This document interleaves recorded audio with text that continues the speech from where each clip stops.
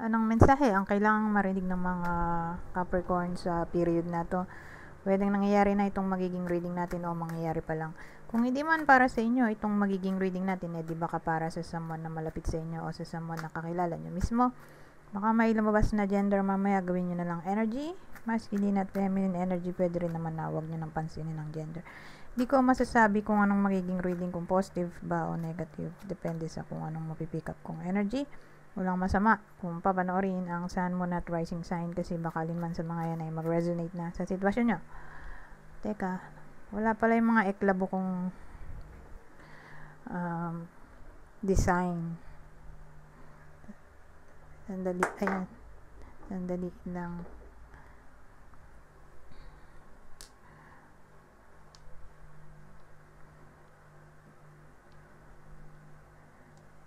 Hindi ako komportable nung wala tong mga to.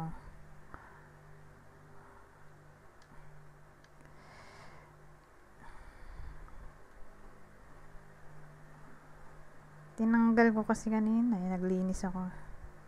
Kalimutan ko na may balik. Eto, malapit na. Eto na lang, saka yung isa pa.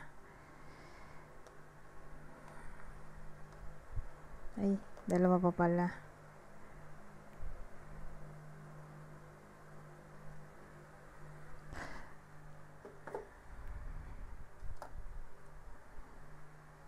Ayan, tapos na.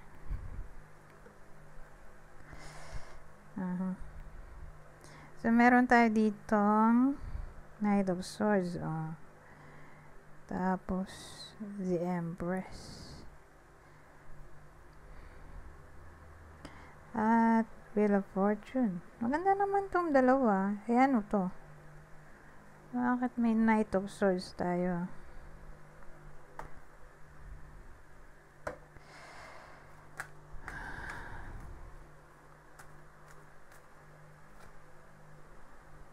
Queen of Cups. Ang ganda oh.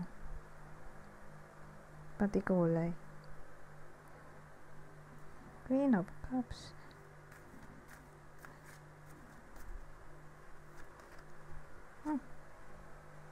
The Moon? Teka. Dapat tatluhin na natin.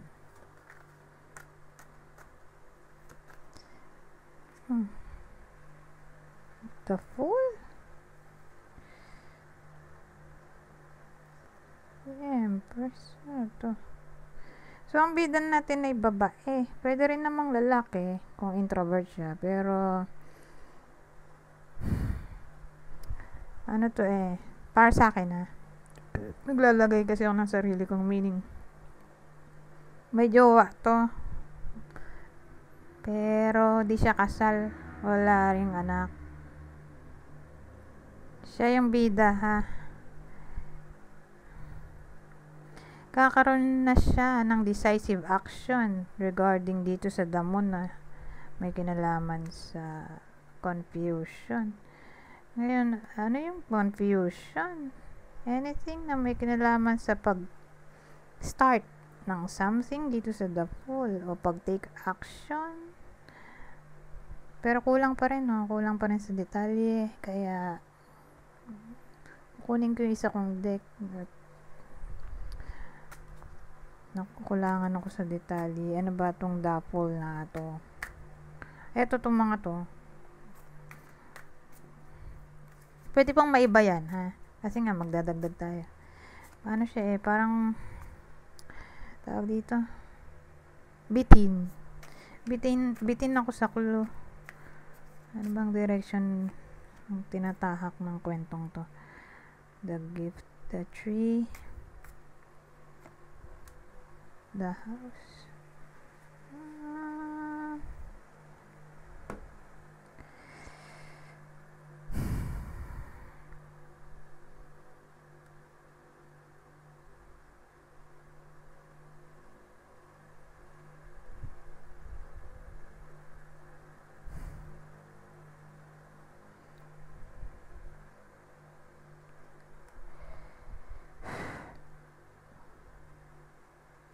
Ang dating sa akin, ang problema niya ay may kinalaman sa biological family niya.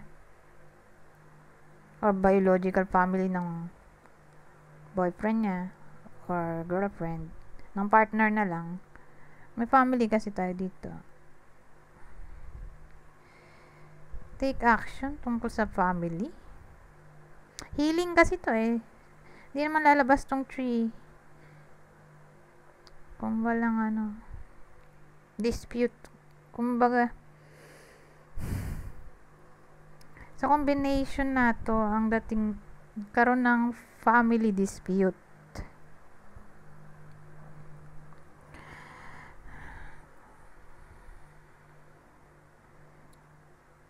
Ano yung gift?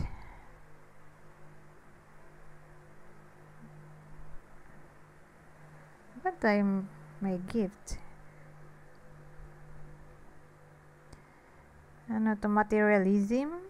Luxury? Repay a favor. Accept all gifts graciously with deep gratitude. Wala namang gift sa Lenormand. Self-made lang yan. Kasi hanggang 36 lang ang Lenormand. Dito 48 na, oh. So, ngayon, napapaisip ako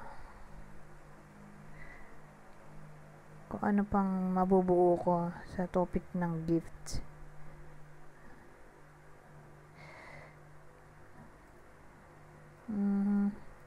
So, ano kayang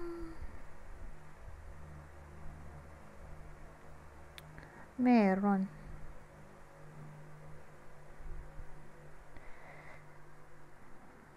So, sabihin natin magsisilbi tong happiness. Pero wait lang. Ikaw connect ka pa pala, no?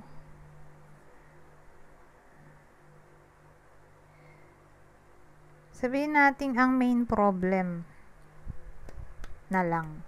Hindi natin to gagawing happiness kasi kinaklarify nga pala natin. Etong night of ano ba yung kinaklarify natin? The moon, diba? Saka the full.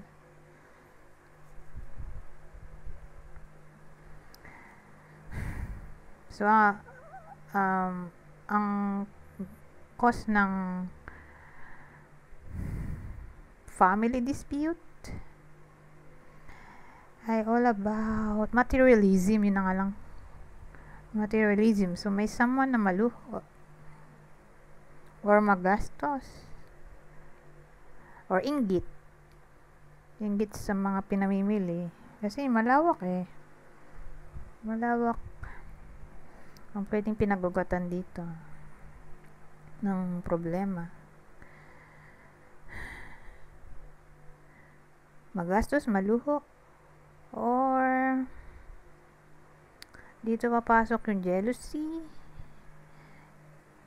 inggit, evil eye.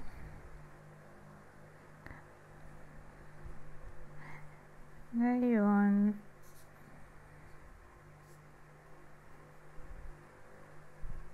magkakaroon ng decisive action yung babae nga. Ay, matay yung ilaw. Yung babae na in a relationship pero di kasal, hindi rin siya nanay, wala siyang anak. Decisive action sa anything na may kinalaman sa confusion.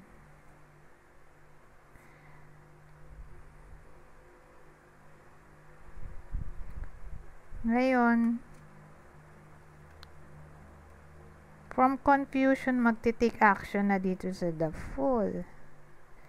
Magti-take risk. Magpatawad. So, again, ang nakaaway dito ay probably kapamilya niya mismo, kapamilya ng Capricorn, or kapamilya ng jowa niya. Ngayon, ang pinag-ugatan ng problema nga ay magastos, maluho, or inggit, jealousy.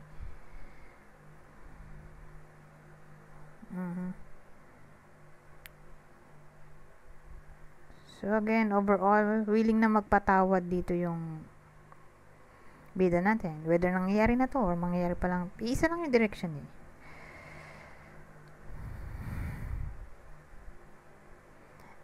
Ngayon, dito na tayo sa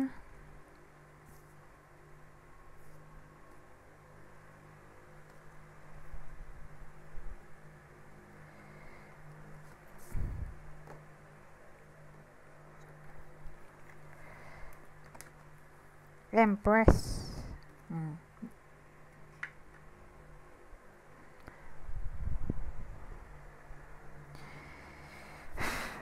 So, ang Empress natin ay maraming meaning yan. Love and abundance, fruition ng hard work, pagiging productive,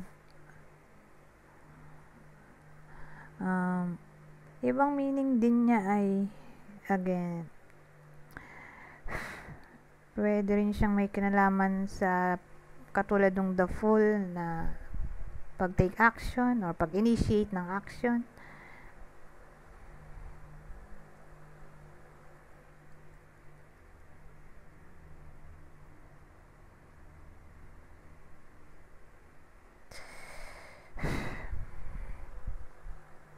Dito yung Wheel of Fortune. Nasabihin natin kung mag-take siya ng initiative yung bida natin, yung babae nga or lalaking introvert, tingin ko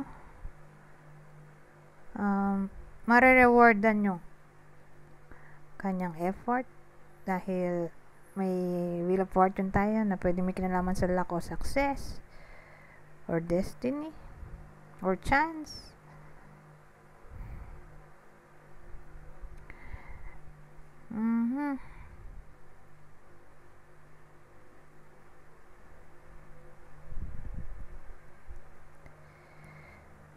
Sino may problema ngayon? Hindi natin masabi kung sino yung pinaka may problema. Kung yung bang Capricorn, siya ba yung maluho?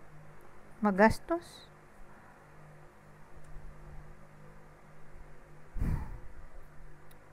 Or nagkakaroon siya ng evil eye sa paligid niya in a way na may mga nagsiselos, nainggit. Tapos siya na nga yung ginawa ng kasamaan, siya pa rin yung mag-i-initiate ng action. Kaloka. Na magpatawad. Pero kung ang nangyari siya yung naging maluho nga, magastos, magsusorry siya. Take siya ng initiative na magsorry kasi nga nakamali siya ng desisyon. Ngayon, kung siya na nga yung inapi kasi nga yung mga inggit sa paligid or nagsiselos sa kung anong meron siya na swerte kasi magsiselos lang naman yung tao or maiinggit kung may nangyayaring maganda sa buhay, di ba? So ang dating siya na yung inapi, siya pa rin yung magpapatawad. Oh my God. Pero ganun mabait yung Capricorn dito. In a way na priority niya ang peace of mind. Ipapasa Diyos na lang niya yung mga nangaapi sa kanya, pero kahit ganoon may mga hater basher pala siya, hindi siya magtatanim ng galit. Ganun dating dito na para bang niisip na lang niya na kung minamalas siya ngayon, may balik yung swerte sa hinaharap, kaya papalitan niya ng kindness yung kasamaan para ang balik sa kanya sa future ay dobleng kindness o swerte. Ganun dating dito.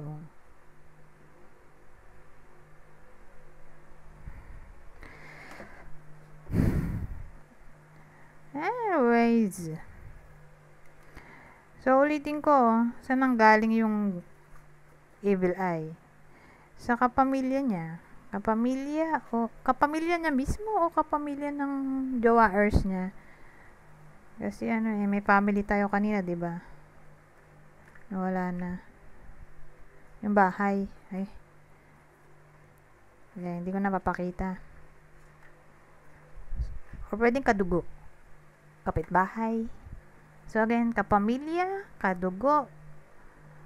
Whether kapamilya kadugo ng mismong Capricorn o kapamilya kadugo ng partner niya, pwede rin palang kapitbahay. Kasi bahay yun, dikit-dikit yung bahay. Baka kapitbahay, pwede rin.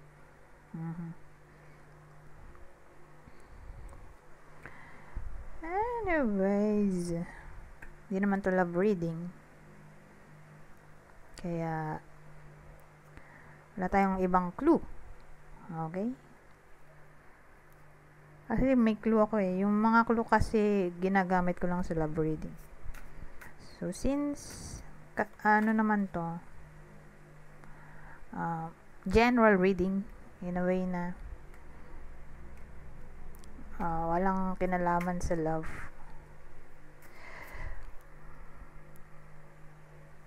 Wala ring career. Ano nga ba yun? Family reading or kapitbahay reading. So dito na lang tayo sa susunod na scenario.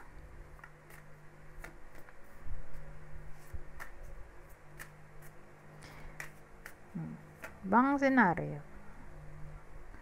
Crossroads, the pathway. Pares lang to eh. Pathway at crossroads.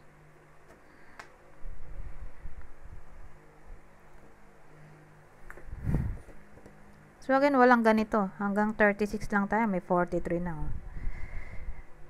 Pero ito, ang alam ko, kinuha yung idea nito dito. Pero somehow, medyo iniba ng konti.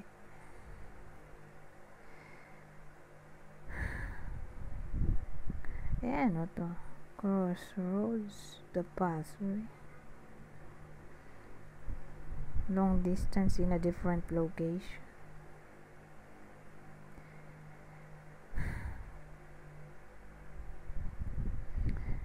So, baka mag-desisyon ang iba sa inyo na mag-travel sa period na to. Whether kayo yung magta-travel or may someone na magta-travel papunta sa iba sa inyo sa period na to.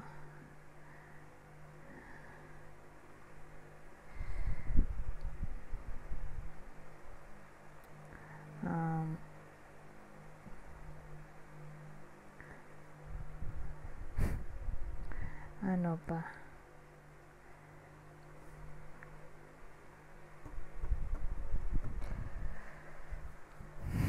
Hindi ko maisip eh. Ibahin na nga lang natin.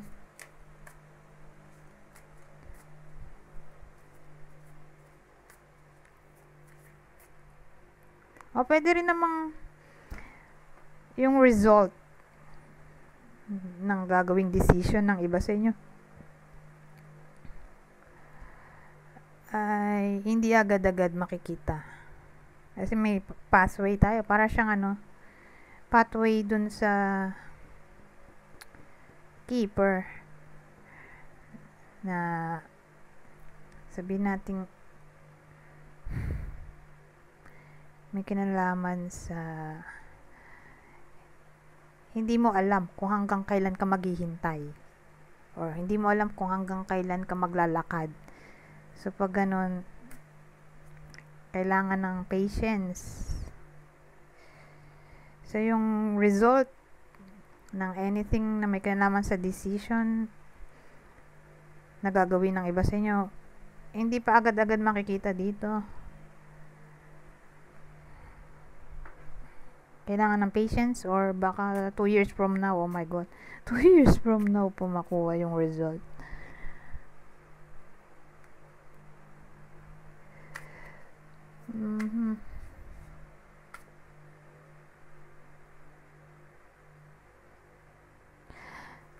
So, dito na nga lang tayo sa susunod.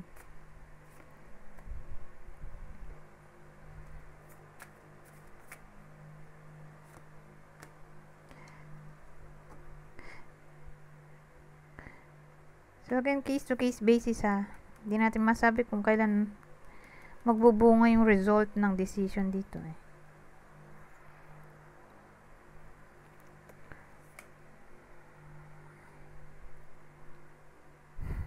Ayun. Ay, ito maganda oh. The fish. The sun. So, magiging lucky yung iba sa inyo. Big happiness kasi to. Big happiness, big luck, big opportunity. Kasi nga magkakapera. Ito ay card ng abundance, prosperity, fish. So, malaki ang chance na magkakapera ang iba sa inyo. Sa bagay, may iba kasi na October pa lang. Binibigay na yung matawag doon 13th month pay or bonus or ano ba yun, withholding tax ba yun? Nakalimutan ko eh. Parang may nakuha kong ganun dati eh. Withholding tax. Hindi ako sure. Pero regarding tax eh. Nakalimutan ko na. Sa tagal ng panahon nung nagwo-work pa ako sa company. But anyways, basta ang mahalaga magkakapera. Pwede rin dito yung nag-file ng sick leave sa SSS. Edi mababayaran yung mga araw na absent, sick leave, vacation leave. Pwede rin dito. Cash advance, o anything na may kinalaman sa loan. Ito, may processing na.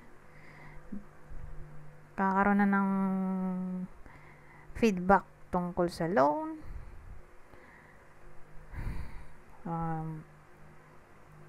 Basta pera to. Yun ang mahalaga. May pera. At magiging masaya. At nandito ang the sun at ito ay pwede may kinalaman sa pleasure o celebration, victory. So again, big luck, big happiness, big opportunity.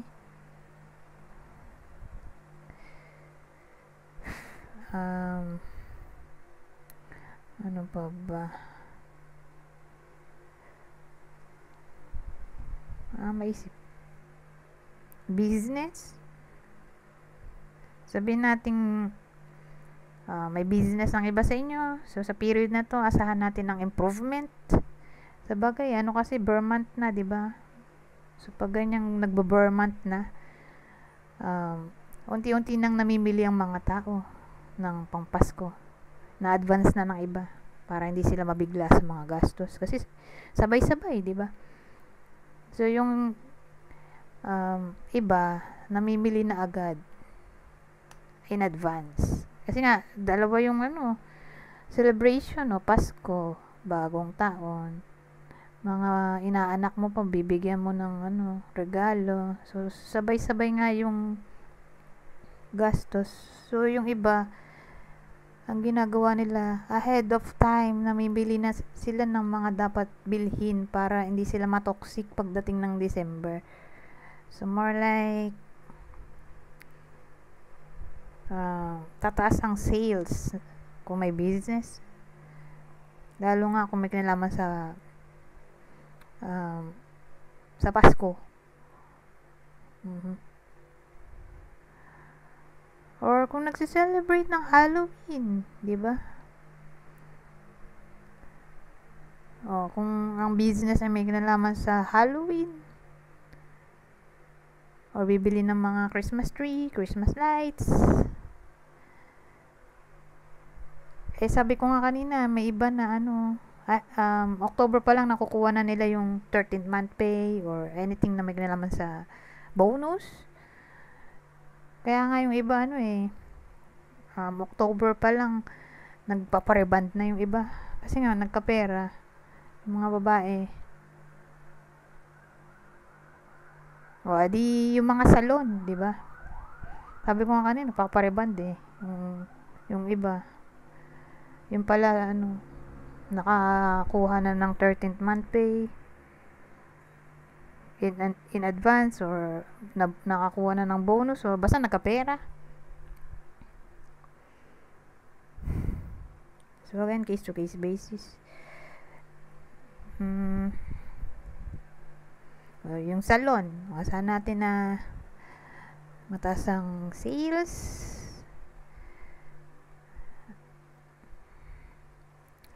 Ayan. Sana in general na lang lahat ng business, di ba? O baka may magbayad ng utang sa iba sa inyo. O sabi nga dito, money will come to you. O mare-rewardan ang effort ng iba sa inyo. Maraming OT.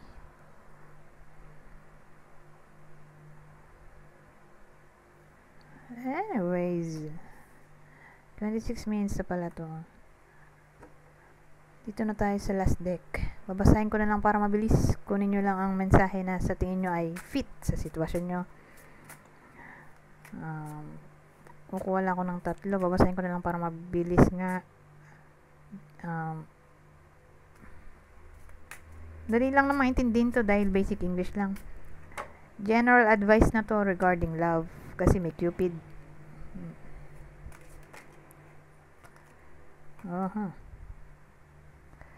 Ano to?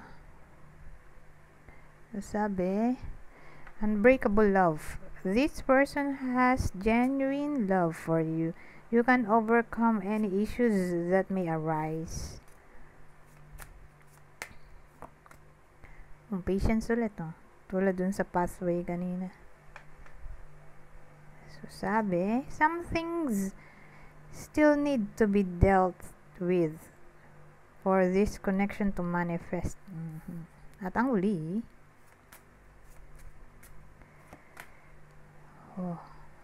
sabi, express your love. It is important to let people know that you love them. You have nothing to lose.